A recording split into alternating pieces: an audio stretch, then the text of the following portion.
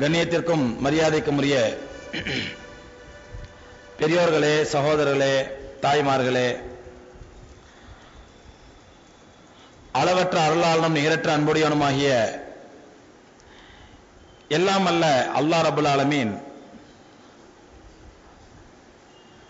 உலகத்தில் மனிதர்கள் வாழ்வதற்கு தேவையான எத்தனையோ இன்றியமையாத அடிப்படையான தேவையான அம்சங்களை வகுத்து தந்ததை போன்று உலகில் மனிதன் வாழ்வதற்கு அதி முக்கிய தேவையான சில குணங்களையும் அல்லாஹ் ரப்பல் ஆலமீன் மனிதர்களுக்கு வகுத்து தந்திருக்கின்றான்.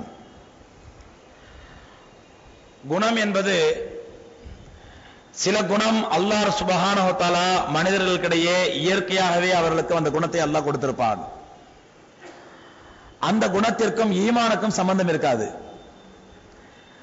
ஈமான் உள்ளவர்களிடத்திலும் அந்த குணம் இருக்கும், ஈமான் இல்லாதவர்களிடத்திலும் அந்த நல்ல குணம் இருக்கும். சில குணங்கள் இருக்கின்றன, அந்த குணம் அல்லாஹ் இயற்கையாக வழங்காவிட்டாலும் கூட ஈமான் வந்துவிட்டால் அந்த குணமும் தானாக சேர்ந்து வந்துவிடும். உதாரணமாக பெருமானார் ஸல்லல்லாஹு அலைஹி வஸல்லம் அவர்கள் சொன்னார்கள், அல் ஈமான் வல் புஹ்லு லா யஜ்தமிஆன். ஈமான் இருக்கும் பொழுது அங்கே கஞ்சத்தனம் என்ற அந்த கெட்ட குணம் அது ஈமானோடு ஒன்று சேராது. ஏனென்றால் ஈமானுக்கும் கஞ்சத்தனத்திற்கும் விரோதமானது. ஈமான் வந்துவிட்டால் அங்கே கஞ்சத்தனம் என்பது இருக்காது. இயற்கையாகவே ஒருவன் கஞ்சத்தனம் உள்ள குணம் உள்ளவனாக இருந்தாலும் அவன் ஈமான் இல்லாத நிலையில் அவன் கஞ்சனாக இருப்பானேனால் அவனிடத்தில் ஈமான் வந்துவிட்டால் அந்த கஞ்சத்தனம் அவனிடத்தில் காணாமல் போய்விடும். ஏனென்றால் ரெண்டும் நேர் விரோதமானது. சில சமயங்களில் பெருமானார் ஸல்லல்லாஹு அலைஹி வஸல்லம் சொன்னார்கள், ஈமானும் கோழைத்தனமும் ஒன்று சேராது என்று சொன்னார்கள். இயற்கையாகவே ஒருவன் பயந்த சுபாவம் உள்ளவனாக இருந்தால் அவனிடத்தில் ஈமான் வந்துவிட்டால் அந்த பயம் மிகைத்து அவனை கோழையாக ஆக்கிவிடாது. ஈமான் வரும்பொழுது அந்த பயந்த சுபாவம் இருக்கலாமே தவிர அந்த பயந்த சுபாவம் அவனை கோழையாக ஆக்கிவிடாது. சில குணங்கள் இருக்கிறது, அதற்கு ஈமானோட சம்பந்தம் கிடையாது. அந்த நற்குணமாக இருந்தாலும் கூட அந்த நற்குணங்கள் ஈமான் உள்ளவரிடத்திலும் இருக்கும், ஈமான் இல்லாதவரிடத்திலும் இருக்கும். உதாரணமாக தர்ம சிந்தனை, உதவி மனப்பான்மை, மற்றவர்களுக்கு நம்மால் முடிந்த பணிகளை செய்ய வேண்டும் என்ற பணிவிடை சிந்தனை, இதற்கும் ஈமானுக்கு சம்பந்தம் இல்லை. ஈமான் உள்ளவரிடத்திலும் இருக்கும், ஈமான் அல்லாதவரிடத்திலும் இருக்கும். ஆனால் சில குணங்களை பெருமானார் ஸல்லல்லாஹு அலைஹி வஸல்லம் குறிப்பிட்டு சொல்கிறார்கள், இந்த குணங்களாவது ஈமான் வந்துவிட்டால் இந்த குணங்களும் சேர்ந்து வந்துவிடும். சில தீய குணங்கள் ஈமான் இருந்தால் இந்த தீய குணங்கள் இருக்காது என்று பெருமானார் ஸல்லல்லாஹு அலைஹி வஸல்லம் நமக்கு ஒரு சில குணாதிசயங்களை கோடிட்டு காட்டுகின்றார்கள். அருமை சகோதரர்களே, இதிலிருந்து நாம் விளங்குவது என்னவென்றால், ஒரு மனிதனை அல்லாஹ் ரப்பல் ஆலமீன் இயற்கையாக சில குணங்களை அமைத்து படைத்திருப்பார். இயற்கையாகவே அந்த மனிதனுக்குள் சில குணாதிசயங்கள் குடியிருக்கும். ஆனால் அந்த குணாதிசயங்கள் இயற்கையாக இருக்கக்கூடிய குணாதிசயங்கள் நல்ல குணாதிசயங்களாக இருந்தால் அது ஈமானோடு சேர்ந்து அந்த ஈமானை இன்னும் மெருகேற்றும்.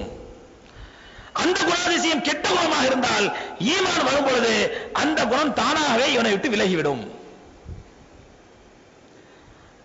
ஈமானுக்கு அல்லாஹ் சுப்ஹானஹு வ தஆலா எப்படிப்பட்ட ஒரு பவரை, எப்படிப்பட்ட ஒரு சக்தியை அல்லாஹ் கொடுத்திருக்கிறார் என்றால், அந்த ஈமானோடு சேர்ந்து ஈமான் கொண்ட மூமின்களிடத்திலே சில நல்ல குணாதிசயங்கள், நல்ல குணங்கள் குடியிருக்க வேண்டும்.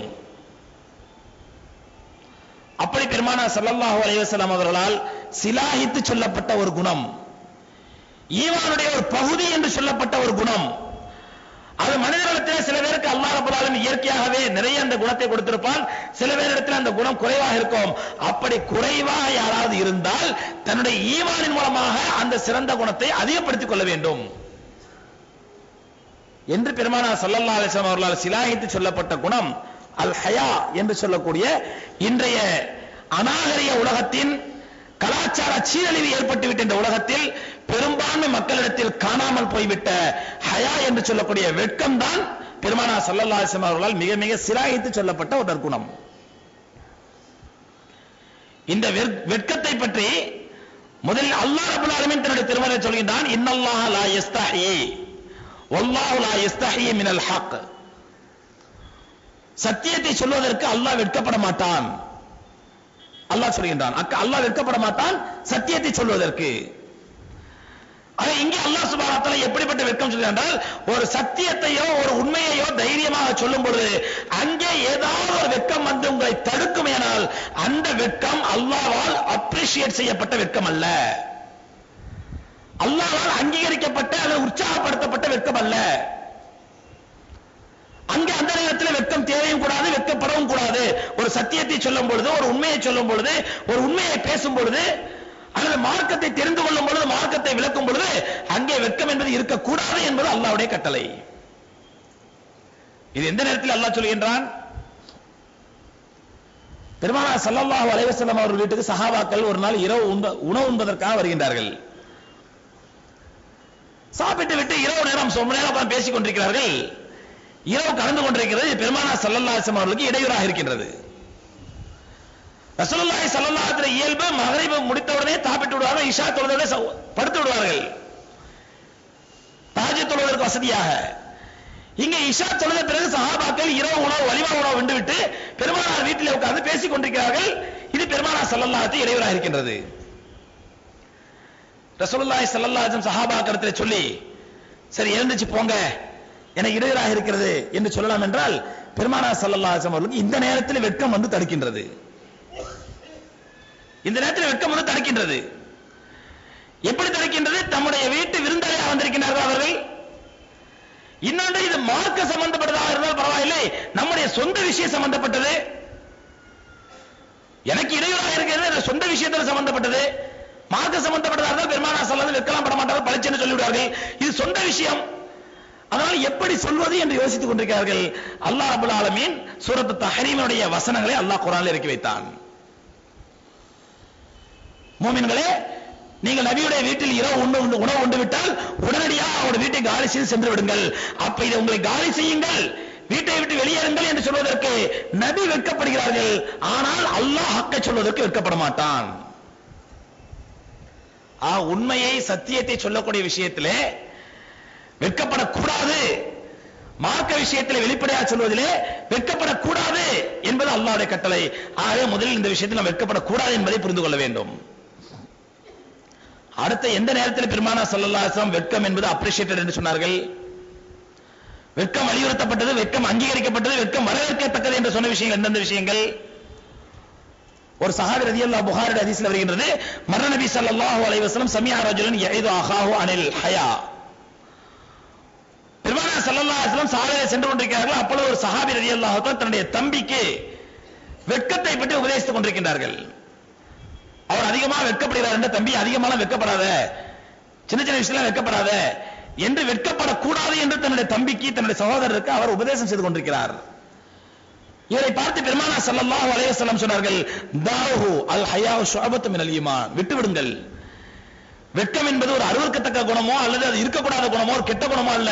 வெட்கம் என்பது இருக்கட்டும், தாஹு அவரை விட்டு விடுங்கள், அல் ஹயாஉ ஷுஅபத்து மினல் ஈமான், வெட்கம் என்பது ஈமானுடைய ஒரு பகுதி என்று பெருமானார் ஸல்லல்லாஹு அலைஹி வஸல்லம் சொன்னார்கள். ஈமான் இருந்தால் அங்கே வெட்கம் வர வேண்டும். ஈமான் என்பது வெட்கம் என்பது ஈமானுடைய ஒரு பகுதி. அவரை வெட்கப்படக்கூடிய ஒரு சகோதரரை நீங்கள் தடுக்காதீர்கள், அவர் அப்படியே விட்டுவிடுங்கள் என்று பெருமானார் ஸல்லல்லாஹு அலைஹி வஸல்லம் அவர்கள் அந்த சஹாபி ரலியல்லாஹு தஆலா போதிக்கின்றார்கள். ஆக வெட்கம் என்பது ஒரு மூமினிடத்திலே கட்டாயம் இருக்க வேண்டிய ஒரு குணம். இன்னொரு ஹதீஸ்ல பெருமானார் ஸல்லல்லாஹு அலைஹி வஸல்லம் அவர்கள் சொன்னார்கள், அல் ஹயாஉ வல் ஐயு ஷுஅபத்தானி மினல் ஈமான், ஈமானும் அமைதியும் ஈமானுடைய இரண்டு கிளைகள். வெட்கமும் அமைதியும் ஈமானுடைய இரண்டு கிளைகள். ரசூலுல்லாஹி ஸல்லல்லாஹு அலைஹி சொல்றாங்க, அல் ஹயாஉ வல் ஐயு ஷுஅபத்தானி மினல் ஈமான், வெட்கமும் ஹயாவும் வெட்கமும் அமைதியும் ஈமானுடைய இரண்டு கிளைகள் என்று சொல்லிவிட்டு அடுத்த வார்த்தையில் சொன்னார்கள், அல் பிதாஉ வல் பயானு ஷுஅபத்தானி மினன் நிஃபாக், எப்ப பார்த்தாலும் அருவருப்பான அசிங்கமான வார்த்தைகளை பேசுவது, அல்லது எப்பவும் பேசாட்டாலும் சில சமயங்கள்ல இவர் தன்னுடைய இயற்கைக்கு மாற்றமாக அடக்கி வைக்கும் பொழுது அங்கே கோபம் மிஞ்சும் பொழுது இவரை தெரியாமல் அருவருப்பான அசிங்கமான வார்த்தைகள் வெளியே வந்து விழும். கேட்க காது கூசும் அளவுக்கு அசிங்கமான வார்த்தைகள் இவரை அறியாமல் அல்லது டென்ஷன் ஆகும் பொழுது கோபப்படும் பொழுது அந்த அசிங்கமான வார்த்தைகள் வெளியில வந்து விழும். பெருமானார் ஸல்லல்லாஹு அலைஹி வஸல்லம் சொன்னார்கள், அல் பிதாஉ வல் பயானு ஷுஅபத்தான் மினன் நிஃபாக். இப்படி அருவருப்பான வார்த்தைகளை பேசுவதும் சூனியம் வைப்பதும் நயவஞ்சகத்தினுடைய இரண்டு கிளைகள். அருவருப்பான வார்த்தைகளை பேசுவது என்பது வெட்கத்திற்கு நேர்மை எதிரானது. ஒரு மனிதனிடத்தில் வெட்கம் இருக்குமே, ஹயா இருக்குமே, அவரிடத்தில் அருவருப்பான வார்த்தைகளோ அசிங்கமான வார்த்தைகளோ கேவலமான வார்த்தைகளோ வராது. அவர் வெட்கம் கெட்டு போய்விட்டால், வெட்கமே அவருக்கு இல்லை என்றால், அப்போதுதான் அவருடைய நாவிலிருந்து அசிங்கமான வார்த்தைகள், கேவலமான வார்த்தைகள், கேட்கக்கூடாத நாக்கூசக்கூடிய வார்த்தைகள் எல்லாம் வெளியே வரும். ஒரு மனிதனுடைய ஈமானையும் அந்த ஈமானுடைய கண்ணியத்தையும் உலகத்திற்கு பறைசாற்றுவது ஒரு மனிதனுடைய வெட்கம், ஹயா. இதைத்தான் ரசூலுல்லாஹி ஸல்லல்லாஹு அலைஹி வஸல்லம் அவர்கள் இன்னொரு ஹதீஸில் அழகாக சொன்னார்கள், இன்ன மிம்மா அதரக்க நாஸு மின் கலாமின் நுபுவா. எனக்கெல்லாம் வஹி வருவதற்கு முன்பாக ரசூலுல்லாஹி ஸல்லல்லாஹு அலைஹி வஸல்லம் சொல்றாங்க, புகாரி ஹதீஸில் இருக்கின்றது, எனக்கெல்லாம் வஹி வருவதற்கு முன்பாக பொதுவாக நபிமார்களுக்கு மத்தியிலே புழக்கத்திலே உள்ள ஒரு பிரபலமான வார்த்தை என்னவென்றால், நபிமார்களுக்கு மத்தியிலே பிரபலமான வார்த்தை வஹி கிடையாது, அது அல்லாஹ்வுடைய வார்த்தை கிடையாது. ஆனால் நபிமார்களுக்கு மத்தியிலே பிரபலமாக இருந்த வார்த்தை என்ன வார்த்தை? இதா லம் தஸ்தஹி ஃபஃஅல் மா ஷிஅத். உனக்கு வெட்கமே இல்லை என்றால் நீ எதை வேண்டுமானாலும் செய்து கொள்ளலாம். ஏனென்றால் ஒரு மனிதனை பாவங்களை விட்டும் அசிங்கமான காரியங்களை விட்டும் ஒரு மனிதனை தடுப்பது அவருடைய ஈமானோடு இணைந்திருக்கக்கூடிய வெட்கம் தான். ஒரு மனிதனுக்கு ஈமானோடு வெட்கம் இணைந்திருக்கும் பொழுதுதான் அந்த ஈமானோடு இணைந்துள்ள அந்த வெட்கம் அவரை பாவத்தை விட்டு தடுக்கும்.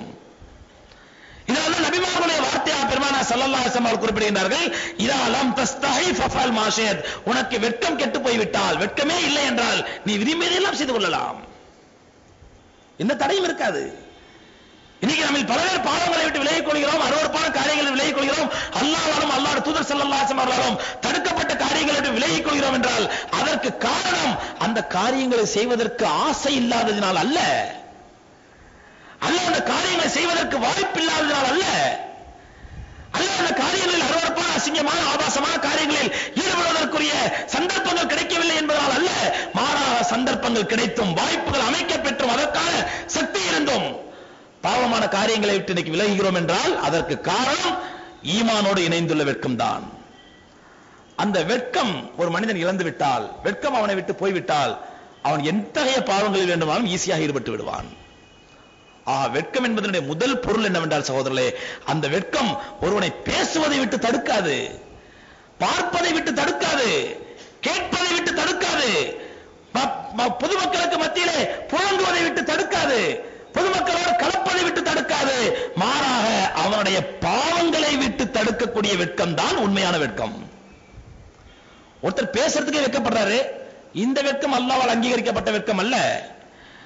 ஒருத்தர் சாதாரண பார்க்கிறதுக்கே வெட்கப்படுறாரு, கூச்சப்படுறாரு, ஒரு சபையில வந்து உட்கார்ந்து வெட்கப்படுகிறார், இது அல்லாஹ்வால் அப்ரிஷியேட்டட் வெட்கம் அல்ல. சொல்லப்போனால் பெருமானார் ஸல்லல்லாஹு அலைஹி வஸல்லம் சொன்னார்கள், புகாரி ஹதீஸில் இருக்கின்றது, ஒரு சபையிலே 3 சஹாபாக்கள் வந்து உட்கார்கிறார்கள். முதல் சஹாபி பெருமானார் ஸல்லல்லாஹு அலைஹி வஸல்லம் அவருடைய உரையை கேட்க வேண்டும் என்ற ஆர்வத்திலே, அவருடைய பயானை கேட்க வேண்டும் என்ற ஆர்வத்திலே முன்னால் வந்து அமர்கின்றார்கள். இன்னொரு சஹாபி எங்கே வெட்கப்பட்டு முன்னாடி போய் எல்லாரும் தாண்டிட்டு போய் உட்காருவாங்க, நம்ம எங்க இறங்குறதே உட்காரலாம் ஓரஞ்சரமா உட்கார்ந்து கொண்டார்கள்.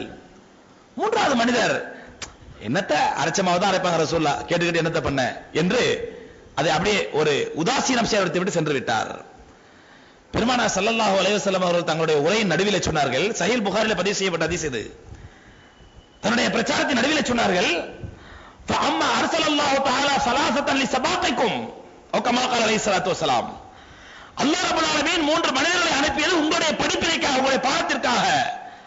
ஃபஅம்மா மன் தகத்தம அல்லாஹ் இலைஹி, யார் அல்லாஹ்வுடைய நல்ல வார்த்தைகளை கேட்க வேண்டும் என்ற ஆர்வத்திலே முன்னால் வந்து உட்கார்ந்தாரோ அவரை நோக்கி அல்லாஹ் முன்னால் வந்து விட்டான்.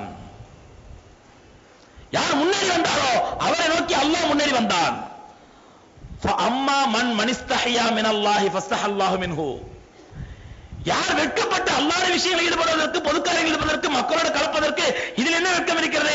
ஆனால் யார் அதிலே வெட்கப்பட்டு ஓரஞ்சாரமாக கிடைத்த இடத்தில் உட்கார்ந்து கொண்டாரோ ஃபஸ்தஹியல்லாஹு மின்ஹு, அவருடைய விஷயத்தில் அல்லாஹ் வெட்கப்பட்டு விட்டான். வஅம்மா மன் ஆரவல்லாஹு அன்ஹு, யார் புறக்கணித்து விட்டு சென்றானோ அல்லாஹ்வும் அவனை புறக்கணித்து விட்டான். பெருமானார் ஸல்லல்லாஹு அலைஹி சொன்னாங்க, இந்த ஹதீஸ்ல அவருக்கு விளங்கக்கூடிய படிப்பில் என்ன பாடம் என்ன? மார்க்க விஷயங்களிலே நல்ல விஷயங்களை செயல்படுத்துவதிலும் நல்ல விஷயம்